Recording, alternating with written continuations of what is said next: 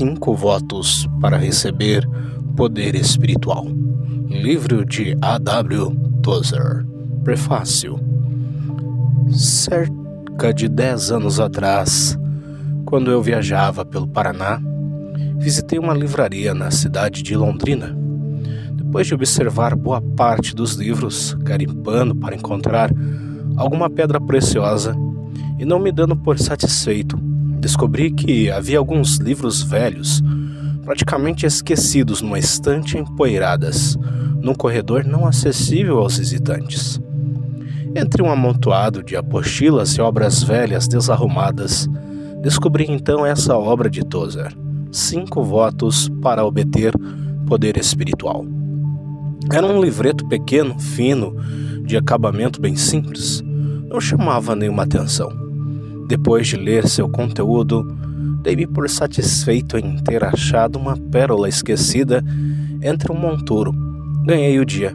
Imediatamente providenciei uma cópia, já que não estava disponível para ser comprada.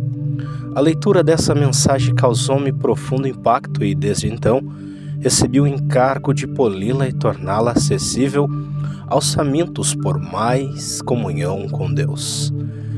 Em algum momento eu pensei em adaptar o título, já que o termo voto é considerado algo antiquado, e temi que muitos não lessem essa obra tropeçando logo de cara com o título na capa.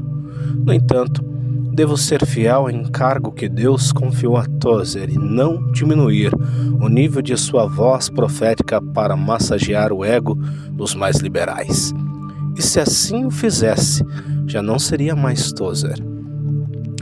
A segunda e a terceira parte deste livreto foram adicionadas nesta edição, já que a mensagem em si era muito pequena para ser publicada como um livreto independente. Entretanto, ambas se encaixam perfeitamente com seu conteúdo e a enriqueceram. Agora, depois de adquiridos os devidos direitos e percebendo em Deus ser o tempo oportuno, ela está sendo publicada nessa série Verdades que Transformam, e me sinto aliviado diante de Deus e não mais devedor. Nunca vi nada tão pequeno, mas tremendamente objetivo. Só a oração final já vale tudo. Que o Senhor nos dê graça e coragem para fazê-la. Foram as palavras de Paulo César que têm me ajudado na revisão final. Na verdade, entre os que leram, não encontrei um sequer que tivesse sentimento diferente. Temos em conta que estamos vivendo dias em que, por se multiplicar a iniquidade, o amor de muitos tem esfriado. Como nos advertiu nosso mestre em Mateus 24:12, lemos este pequenino livreto sem preconceito e com seriedade diante de Deus. Que o Espírito do Senhor, que usou o seu servo Tozer para liberar esta mensagem, use esta obra para restaurar a comunhão de seus filhos e abrir caminho para levar seu propósito adiante. Primeira parte.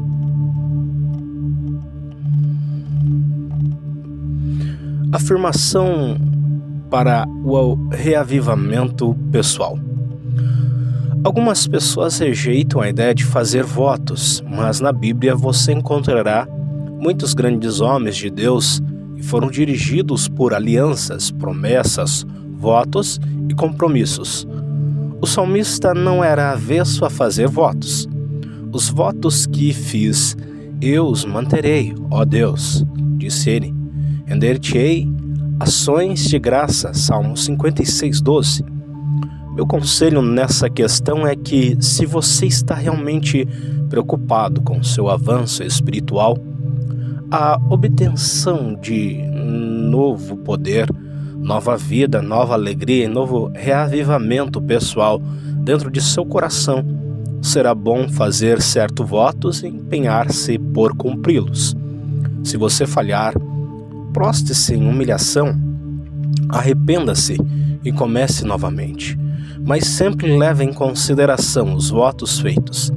Eles irão ajudar a harmonizar seu coração com os vastos poderes que fluem do trono onde Cristo está assentado, à destra de Deus. O homem carnal rejeita a disciplina de tais compromissos. Ele diz: quero ser livre, não quero ter qualquer voto sobre mim. Não creio nisso, isso é legalismo. Bem, deixe-me apresentar o quadro de dois homens. Um deles não fez voto algum. Ele não aceita qualquer responsabilidade desse tipo. Ele quer ser livre, e ele é livre, em certa medida, assim como um vagabundo é livre. O vagabundo é livre para sentar-se num banco de jardim de dia, dormir sobre um jornal à noite, ser posto para fora da cidade na manhã de quinta-feira e voltar e subir pelas escadas rangentes de alguma pensão na quinta à noite. Esse homem é livre, mas também é inútil. Ele apenas ocupa um lugar no mundo cujo ar respira.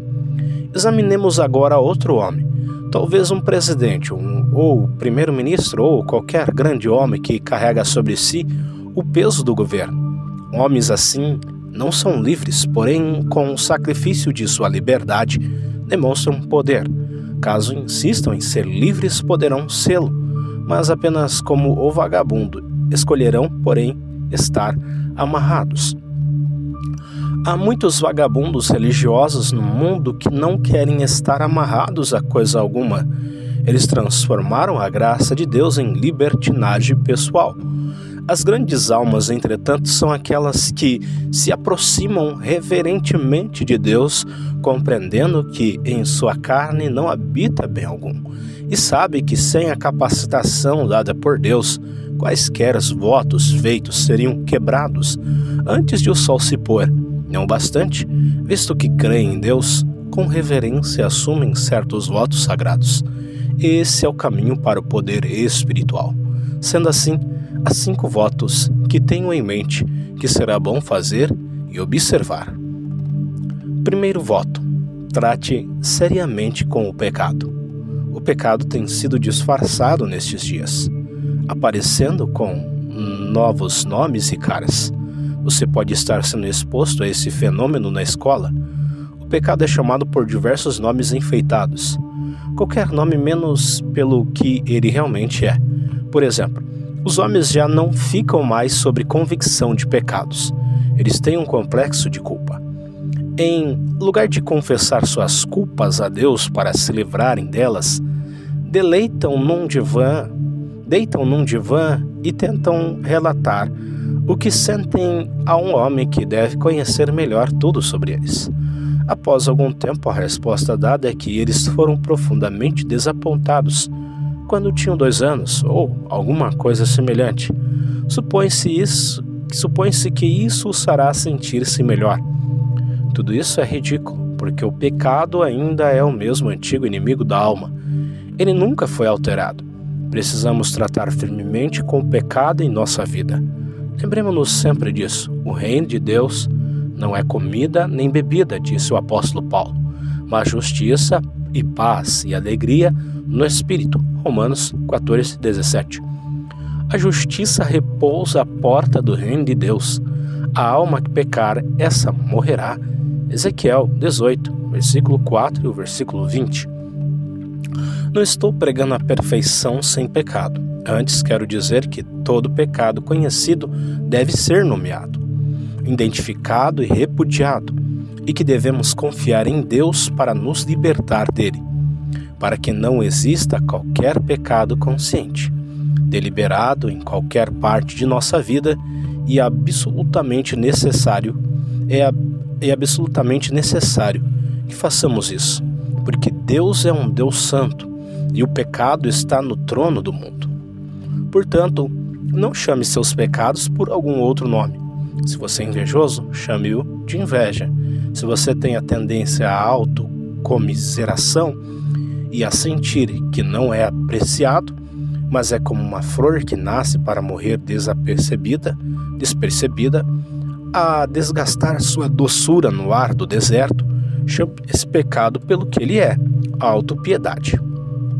Também há o ressentimento. Se você está ressentido, admita-o. Tenho conhecido pessoas que vivem no estado de indignação furiosa a maior parte do tempo, Conheço um pregador que age como uma galinha lançada fora do ninho. Ele fica correndo em todas as direções, queixando-se e murmurando. Alguém está sempre o fazendo errar. Ora, caso você tenha esse mesmo espírito de tratar com ele imediatamente. Caso você tenha esse mesmo espírito, tem de tratar com ele imediatamente. Você precisa livrar-se disso. O sangue de Jesus Cristo nos purifica de todo pecado. Em lugar de tentar disfarçar o pecado ou procurar uma tradução grega opcional em algum lugar sobre a qual ocultá-la, chame-o por seu nome correto e livre-se dele, pela graça de Deus. Há também o mau humor. Não o chame de indignação, não tente chamá-lo de algum outro nome. Chame-o pelo que ele é. Porque se você tem mau humor, ou você se desfaz dele, ou ele desfará muito de sua espiritualidade e alegria. Por conseguinte, tratemos do pecado com seriedade. Sejamos perfeitamente cândidos. Deus ama pessoas cândidas. Segundo voto, não seja dono de coisa alguma. Com isso não quero dizer que não possamos possuir coisas. Quero dizer que devemos ser libertos do senso de possuí-las. Esse senso de posse é o que nos embaraça. Todos os bebês nascem com as mãozinhas fechadas. E isso me parece dizer, isto é meu. Uma das primeiras coisas que eles dizem é meu, com voz irada. Esse senso de isto é meu é muito prejudicial para o espírito. Se puder livrar-se disso, para que não tenha mais o sentido de posse sobre qualquer coisa, você sentirá grande liberdade em sua vida. Não pense com isso que você precisa vender tudo quanto possui e distribuir como caridade. Não, Deus permitirá que você tenha seu carro e seus negócios, sua profissão e sua posição, qualquer que ela seja, contanto que entenda que isso não é seu em absoluto, mas dele, e que tudo quanto está fazendo é apenas trabalhando para ele. Então poderá estar tranquilo em relação a tudo isso, pois nunca precisamos nos preocupar por perder o que pertence a outra pessoa. Se essas coisas forem suas, você estará sempre olhando para as mãos para ver se ainda estão ali. Mas se forem de Deus, já não precisa se preocupar com elas. Permita-me apontar-lhe alguma das coisas que você tem de entregar a Deus. Suas posses são uma dessas coisas. Alguns dos queridos filhos do Senhor estão sendo mantidos para trás, porque existe uma bola e uma corrente presas em suas pernas. Se for um homem, pode ser seu luxuoso carro ou a sua suntuosa casa. Se for uma mulher, talvez sejam suas louças de porcelana, os seus móveis, estilo Louis XV, e tudo o mais. Vamos considerar um precioso vaso como exemplo. Ali está ele. E se alguém batesse nele e o quebrasse, seu pobre dono provavelmente perderia 5 anos de sua vida. Terceiro voto: nunca se defenda. Todos nós nascemos com o desejo de defendermos. E caso insista em defender a si mesmo, Deus permitirá que você o faça. Porém, se você entregar sua defesa a Deus, então Ele o defenderá. Ele disse a Moisés certa vez: serei inimigo dos teus inimigos e adversário dos teus adversários. Êxodo 23, 22. Muito tempo atrás, o Senhor e eu chegamos juntos ao capítulo 23 do livro de Êxodo, e Ele me mostrou essa passagem. Já faz 30 anos que ela tem sido uma fonte de bênçãos indizíveis para mim. Não tenho de lutar, o Senhor é quem luta por mim. É Ele que certamente fará o mesmo por você. Ele será o inimigo dos seus inimigos e adversário de seus adversários. E você nunca mais precisará defender a si mesmo. O que defendemos? Bem, Defendemos nosso serviço e, particularmente, defendemos nossa reputação. Sua reputação é o que os outros pensam que você é. E se surgir alguma história sobre você, a grande tentação é tentar correr para acabar com ela. No entanto, como você bem sabe, tentar chegar até a fonte de uma história assim é uma tarefa inútil, absolutamente inútil. E como tentar achar o passarinho depois de ter encontrado uma pena no gramado? Você não poderá fazer isso. Porém, se voltar completamente ao Senhor, Ele o defenderá completamente e providenciará para que ninguém lhe cause dano. Toda arma forjada contra ti não prosperará, diz o Senhor. Toda língua que usar contra ti em juízo, tu a condenarás. Isaías 54:17. Henry Suso foi um grande crente em dias passados. Um dia ele estava buscando o que alguns crentes têm me dito, que também estão buscando: conhecer melhor a Deus. Vamos colocar isto nesses termos. Você está procurando ter um despertamento religioso no íntimo de seu espírito que o leve para as coisas profundas de Deus? Bem, quando Henry Suso estava buscando a Deus, pessoas começaram a contar histórias mas sobre ele. E isso entristeceu tanto que ele chorou lágrimas amargas e sentiu grande mágoa no coração. Então um dia ele estava olhando pela janela e viu um cão brincando no terraço. O animal tinha um trapo que jogava por cima de si e tornava a alcançá-lo, apanhando-o com os dentes. E corria e jogava muitas vezes. Então Deus disse a Henry Suso: aquele trapo é sua reputação, e estou deixando que os cães do pecado rasguem sua reputação em pedaços e a lancem por terra para seu próprio bem. Um dia desses as coisas mudarão. E as coisas mudaram. Não demorou muito tempo até que os indivíduos que estavam atacando a reputação de Suso ficassem confundidos. E ele foi levado a um lugar que o transformou numa autoridade em seus dias e numa grande bênção até hoje para aqueles que cantam seus hinos e leem suas obras. Quarto voto: nunca passe adiante algo que prejudique alguém. O amor cobre multidão de pecados. 1 Pedro 4:8. O fofoqueiro não tem lugar no favor de Deus.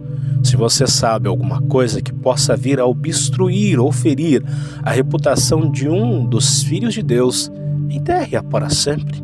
Busque um pequeno jardim atrás da casa, um lugarzinho em alguma parte. E quando alguém se aproximar de você com alguma história de maledicência, leve-a até ali e sepulte-a dizendo: aqui jaz em paz a história sobre meu irmão. Deus tomará conta daquela história com o critério com que julgardes sereis julgados. Mateus 7:2. Se quer que Deus seja bondoso com você, terá também de ser bondoso com seus outros filhos. Você dirá: mas isso não é a graça. Bem, a graça é o que fez você entrar no reino de Deus. É um favor imerecido, porém, depois de você assentar-se à mesa do Pai, Ele espera poder ensiná-lo como se portar à mesa. E Ele não lhe permitirá comer enquanto você não obedecer a etiqueta de sua mesa. E que etiqueta é essa? E que não conte histórias sobre os irmãos que estão assentados à mesa com você.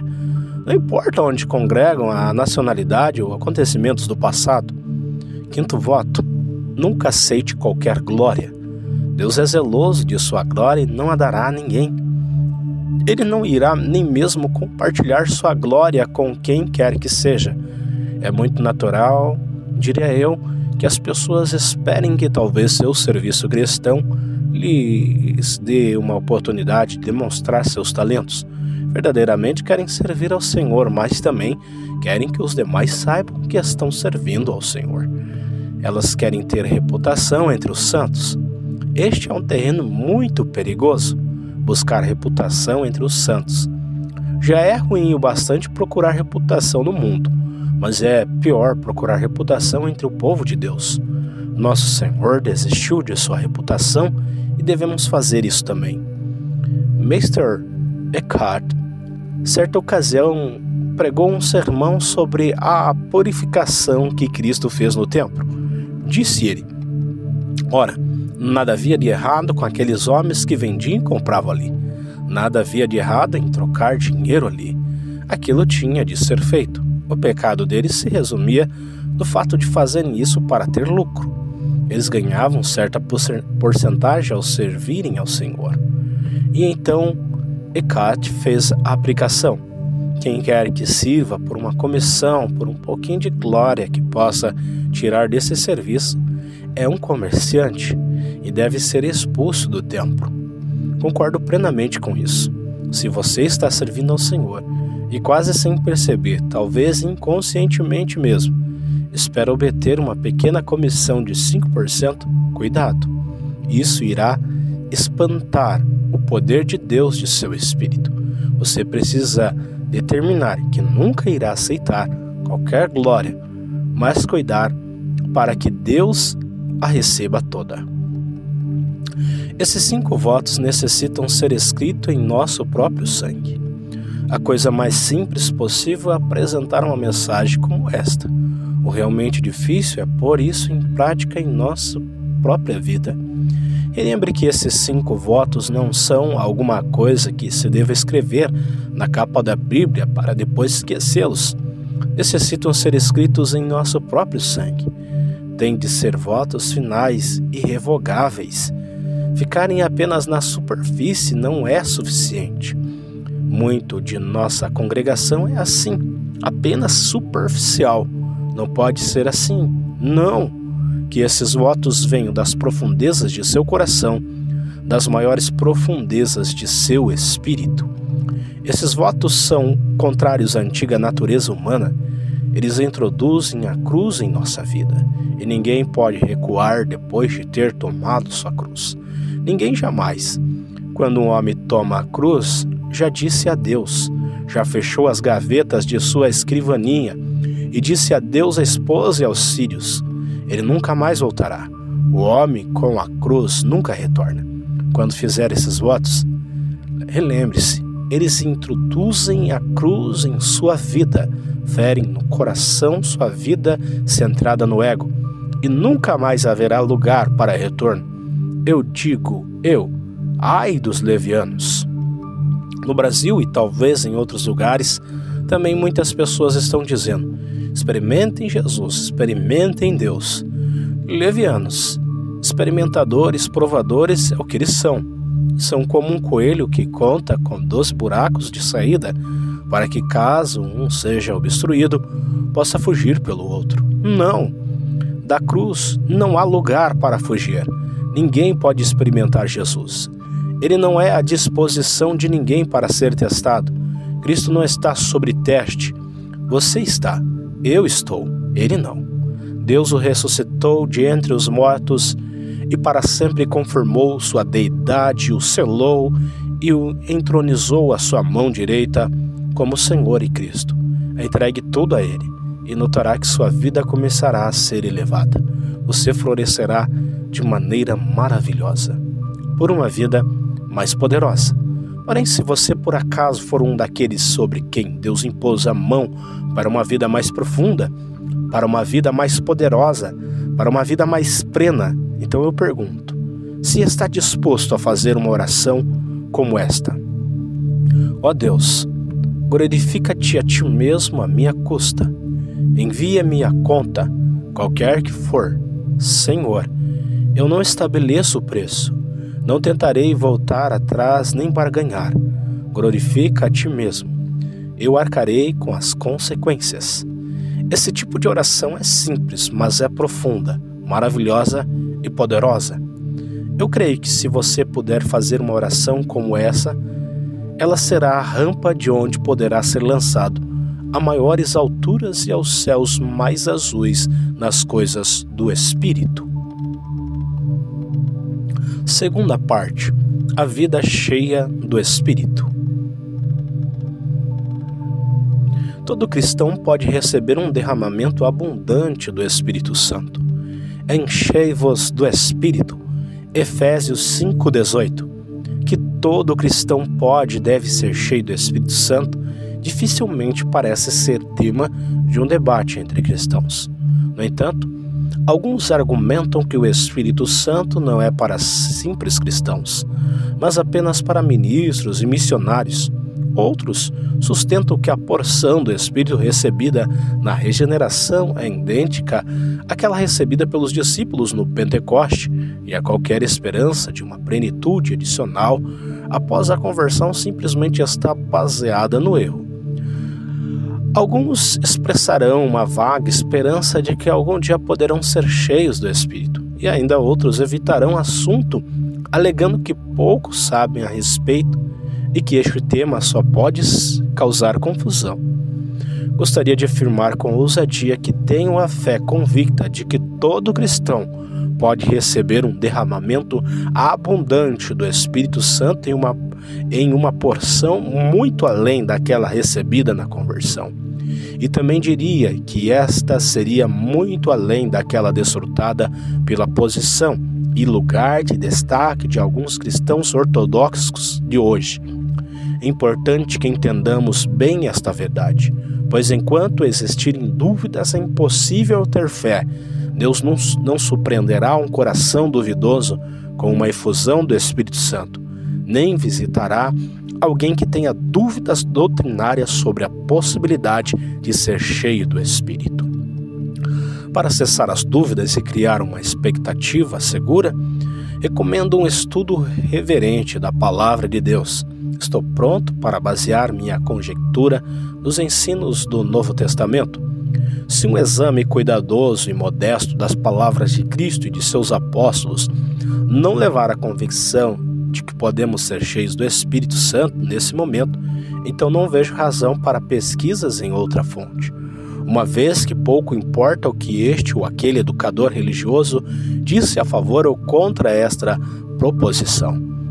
Se a doutrina não é ensinada nas Escrituras, logo não pode ser sustentada por nenhum argumento, e todas as exortações a serem consideradas não têm valor. Não apresentei aqui um caso para a afirmativa que aquele que tem dúvidas examine a evidência por si mesmo, e se chegar à conclusão de que não há justificativa no Novo Testamento para crer que pode ser pleno do Espírito, que ele feche este livro e poupe-se do transtorno de continuar a lê-lo. O que digo daqui para frente diz respeito a homens e mulheres que se superaram suas dúvidas e estão convictos de que, quando cumprem as condições, podem de fato ser cheios do Espírito Santo. O homem deve ter certeza de que deseja ser cheio do Espírito. Antes de ser pleno do Espírito, o homem deve ter certeza de que deseja que isso aconteça. E esta questão deve ser levada a sério. Muitos cristãos querem ser cheios do Espírito, mas seu desejo é um tipo de sentimento romântico e indistinto que dificilmente merece ser chamado de desejo. Eles quase não têm ideia do quanto lhe custaria se dar conta desta verdade. Imagine que estamos conversando com uma pessoa que tem dúvidas. Algum jovem cristão impossível, digamos, que nos procurou para aprender sobre a vida cheia do Espírito. Da maneira mais gentil possível, considerando a natureza intencional das perguntas, sondaríamos sua alma da seguinte forma: você tem certeza de que deseja ser cheio de um Espírito que, embora seja como Jesus em sua bondade e amor, pedirá que seja Senhor de sua vida? Você está disposto a deixar que sua personalidade seja controlada por outra, mesmo que esta seja o Espírito do próprio Deus? Se assumir o controle de sua vida, o Espírito esperará uma obediência incondicional em tudo. Ele não tolerará em você os pecados do ego, mesmo que estes sejam permitidos e perdoados pela maioria dos cristãos. Quando digo pecados do ego, refiro-me a amor próprio, autocomiseração, egoísmo, autoconfiança, farisaísmo, autoexaltação, autodefesa, você descobrirá que o Espírito faz firme oposição às maneiras fáceis do mundo e da massa heterogênea que estão dentro dos limites da religião. Ele terá ciúme de você para seu próprio bem. Jamais permitirá que você se comporte com ostentação, vanglória ou exibicionismo. Colocará o controle de sua vida longe de seu alcance. Fará com que os justos o provem, o disciplinem, o castiguem por amor à sua alma. Poderá privá-lo de muitos daqueles prazeres incertos que outros cristãos desfrutam, mas que lhe não são uma fonte de mal requintado. Por tudo isso, ele irá envolvê-lo em um amor tão imenso, tão poderoso, tão abrangente, tão maravilhoso, que suas perdas parecerão ganhos e suas pequenas dores, alegrias. Contudo, a carne prostrará sobre o fardo do Espírito e irá censurá-lo como um jugo muito pesado para ser carregado. E você terá a permissão para desfrutar do solene privilégio de sofrer para encher-se daquilo que está por trás das aflições de Cristo em sua carne, por amor do corpo de Cristo, que é a Igreja. Diante dessas condições, você ainda quer ser cheio do Espírito Santo? Se isso parece sério, lembremos-nos de que o caminho da cruz nunca é fácil. O brilho e a fascinação que acompanham os movimentos religiosos populares são tão falsos quanto o resplendor nas asas do anjo das trevas, quando ele, por um instante, se transforma em anjo de luz. A timidez espiritual que teme mostrar a cruz em seus verdadeiro caráter não deve ser justificada sobre nenhuma razão. Ela pode resultar apenas em frustração e tragédia no final. O desejo de ser cheio do Espírito deve ser extremamente profundo. Antes que sejamos cheios do Espírito, o desejo de ser cheio deve ser extremamente profundo. Deve ser, por ora, a coisa mais importante da vida, tão intensa a ponto de impedir a entrada de qualquer outra coisa. O grau de plenitude em qualquer ser concorda perfeitamente com a intensidade do verdadeiro desejo. Temos tanto de Deus quanto na verdade gostaríamos de ter. Um dos maiores impedimentos para uma vida cheia do Espírito é a teologia da complacência, tão amplamente aceita entre os evangélicos nos nossos dias. De acordo com esta visão, o desejo intenso é uma evidência de incredulidade e prova da falta de conhecimento das Escrituras. Uma refutação suficiente desta posição é fornecida pela própria Palavra de Deus e pelo fato de que ela sempre deixa de produzir a verdadeira santidade entre aqueles que a defendem. Portanto, duvido que uma pessoa que já recebeu aquela inspiração divina com a qual nos preocupamos aqui não tenha primeiro experimentado um momento de profunda ansiedade e agitação interior. O contentamento religioso sempre é o inimigo da vida espiritual. As biografias dos santos ensinam que o caminho para a grandeza espiritual sempre foi por meio de muito sofrimento e dor no íntimo. A frase "o caminho da cruz", embora apareça em determinados grupos com o sentido de algo muito belo e até agradável, ainda significa para o verdadeiro cristão o que sempre significou: o caminho da rejeição e da perda. Ninguém jamais gostou de uma cruz, assim como ninguém jamais gostou de uma forca. O cristão que está à procura de coisas melhores e que para seu temor se viu em um estado de total desespero consigo mesmo, não precisa se sentir desanimado. O desespero com o ego, quando acompanhado da fé, é um bom aliado, pois destrói um dos inimigos mais poderosos do coração e prepara a alma para a ministração do Consolador. Uma sensação de completo vazio, de frustração e de trevas pode, se estivermos atentos e cientes do que está acontecendo, ser o fantasma no Vale das Sombras que leva aqueles campos frutíferos ao longe. Se não entendermos bem esse princípio e resistirmos a esta visitação de Deus, podemos perder por completo todos os benefícios que um Pai celeste e bondoso tem em mente para nós. Se cooperarmos com Deus, Ele levará os auxílios naturais que nos serviram, como a figura da mãe ou de uma enfermeira, por tanto tempo e nos colocará em um lugar onde não poderemos receber outra ajuda senão a do próprio Consolador. Ele arrancará aquela coisa falsa que os chineses chamam de face e nos mostrará o quanto arduamente somos realmente pequenos. Quando tiver acabado sua obra em nós, saberemos o que nosso Senhor quis dizer quando disse: Bem-aventurados humildes de espírito. Mateus 5,3. Não se esqueça, no entanto, de que nestas disciplinas árduas não seremos abandonados pelo nosso Deus. Ele nunca nos deixará, nem nos desamparará, nem ficará irado conosco, nem nos reprovará. Não quebrará a sua aliança, nem mudará as palavras que saíram de seus lábios. Ele nos guardará como a menina de seus olhos e zelará por amor por nós, como uma mãe a cuidar de seu filho. Seu amor não falhará, ainda que esteja nos conduzindo a esta experiência tão real e tão terrível de crucificação do nosso ego, de modo que só podemos expressá-la por meio do pranto. Deus meu, por que me desamparaste?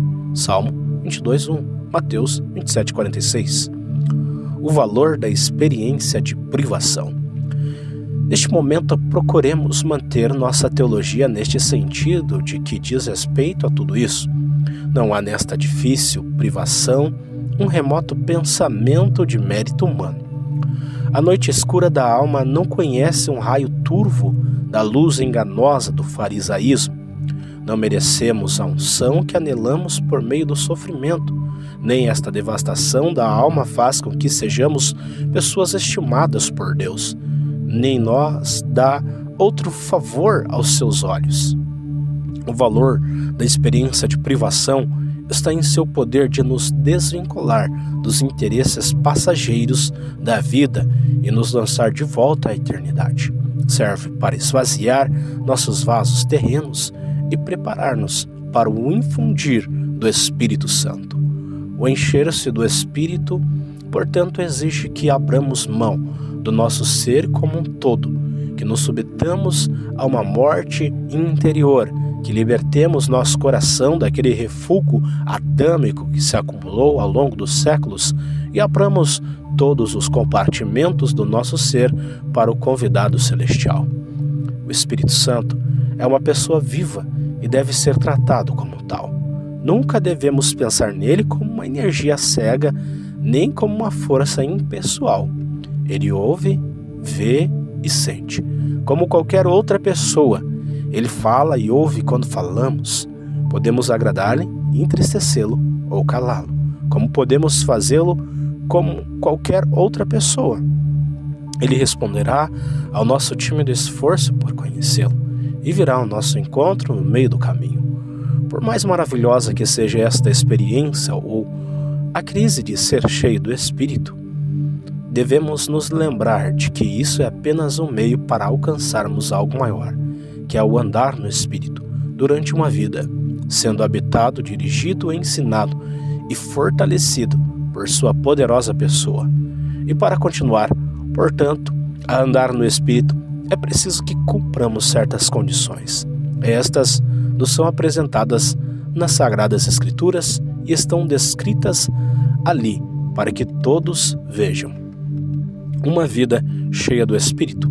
O andar cheio do Espírito requer, por exemplo, que vivamos de acordo com a palavra de Deus, como um peixe que vive no mar. Com isso, não quero dizer que devemos simplesmente estudar a Bíblia, nem que façamos um curso sobre a doutrina bíblica. Quero dizer que devemos meditar de dia e de noite na Santa Palavra, que devemos amá-lo, nos deleitar com ele, com ela e dirigi-la o tempo todo. E digeri-la o tempo todo. Quando as atividades da vida exigem nossa atenção, podemos, todavia, com um tipo de reflexão abençoada, manter sempre a palavra da verdade na nossa mente. Portanto, se agradarmos o Espírito que habita em nós, todos devemos ter um bom relacionamento com Cristo. A obra presente do Espírito é honrar a Cristo. E tudo o que ele faz tem essa tarefa como seu principal propósito. Devemos fazer com que nossos pensamentos sejam um santuário limpo para sua santa habitação. Ele habita em nossos pensamentos, e pensamentos desonrosos e são tão repulsivos quanto uma veste suja para um rei. Sobretudo, devemos ter a disposição de fé, que continuará firme, por mais radical que possa ser a instabilidade de nossos estados emocionais. A vida em que o Espírito habita não é uma edição de luxo do cristianismo que deve ser desfrutada por determinados cristãos extraordinários e privilegiados, que por acaso são melhores e mais sensíveis do que o restante. Ao contrário, é o estado normal para todo homem e mulher remido em todo o mundo. E o mistério que estivera oculto dos séculos e das gerações, agora todavia se manifestou aos seus santos, aos quais Deus quis dar a conhecer qual seja a riqueza da glória deste mistério entre os gentios, isto é, Cristo em vós, a esperança da glória. Colossenses 1, 26 e 27. Faber, em um de seus belos e reverentes hinos, dedicou estas maravilhosas palavras ao Espírito Santo. Oceano, imenso oceano que flui, tu és, do amor que não teve princípio, estremeço em minha alma, sinto mover de tuas águas. Tu és um mar sem praia, tremendo e infinito tu és, um mar que pode se limitar dentro do meu pequeno coração. Terceira parte, o chamado do alto. Autor conhecido somente por Deus. Se Deus tem chamado você para que seja verdadeiramente como Jesus, com todas as forças de seu espírito, Ele o estimulará para que leve uma vida de crucificação e de humildade e exigirá tal obediência que você não poderá imitar aos demais cristãos, pois Ele não permitirá que você faça o mesmo que fazem os outros, em muitos aspectos. Outros que aparentemente são muito religiosos e fervorosos pode ter a si mesmo em alta estima, podem buscar influência e ressaltar a realização de seus planos. Você, porém, não deve fazer nada disso, pois se tentar fazê-lo, fracassará de tal modo e merecerá tal reprovação por parte do Senhor, que você se converterá em um penitente lastimável. Outros poderão fazer alarde de seu trabalho, de seus êxitos, de seus escritos, mas o Espírito Santo não permitirá a você nenhuma dessas coisas. Se você começar a proceder dessa forma, Ele o consumirá em uma mortificação tão profunda que você depreciará a si mesmo, tanto quanto a todas as suas boas obras. A outros será permitido conseguir grandes somas de dinheiro e dar-se a luxos supérfluos, porém Deus só proporcionará a você o sustento diário, porque quer que você tenha algo que é muito mais valioso que o ouro, uma absoluta dependência dele e de seu invisível tesouro. O Senhor permitirá que os demais recebam honras e se destaquem, enquanto mantém você oculto na sombra, porque Ele quer produzir um fruto seleto e fragante para a sua glória vindoura. E isso só pode ser produzido na sombra. Deus pode permitir que os demais sejam grandes, mas você deve continuar sendo pequeno. Deus permitirá que outros trabalhem para Ele e ganhem fama, porém fará com que você trabalhe e se desgaste, sem que nem mesmo saiba quanto está fazendo. Depois, para que seu trabalho seja ainda mais valioso, permitirá que outros recebam um crédito pelo que você faz, com o fim de lhe ensinar a mensagem da cruz. A humildade é algo do que significa participar de sua natureza. O Espírito Santo manterá você sobre uma estrita vigilância e com zeloso amor lhe reprovará por suas palavras ou por seus sentimentos indiferentes, ou por malgastar seu tempo, coisas essas que parecem não preocupar aos demais cristãos. Por isso, habitue-se à ideia de que Deus é um soberano absoluto que tem o direito de fazer o que lhe apraz com os que lhe pertence e que não pode explicar-lhe a infinidade de coisas que poderiam confundir sua mente pelo modo como ele procede com você. Deus lhe tomará a palavra e se você se vende para ser seu escravo sem reservas, ele o envolverá em um amor zeloso que permitirá que outros façam muitas coisas que a você não são permitidas. Saiba-o de uma vez por todas. Você tem de se entender diretamente com o Espírito Santo acerca dessas coisas, e ele terá o privilégio de atar sua língua, ou de colocar algemas em sua mão, ou de fechar seus olhos para aquilo que é permitido aos demais. Entretanto, você conhecerá o segredo do reino, quando estiver possuído pelo Deus vivo, de tal maneira que se sinta feliz e contente no íntimo de seu coração, com essa peculiar, pessoal, privada e zelosa tutoria, e com esse governo do Espírito Santo sobre sua vida, então haverá encontrado a entrada dos céus, o chamado do alto de Deus. Fim.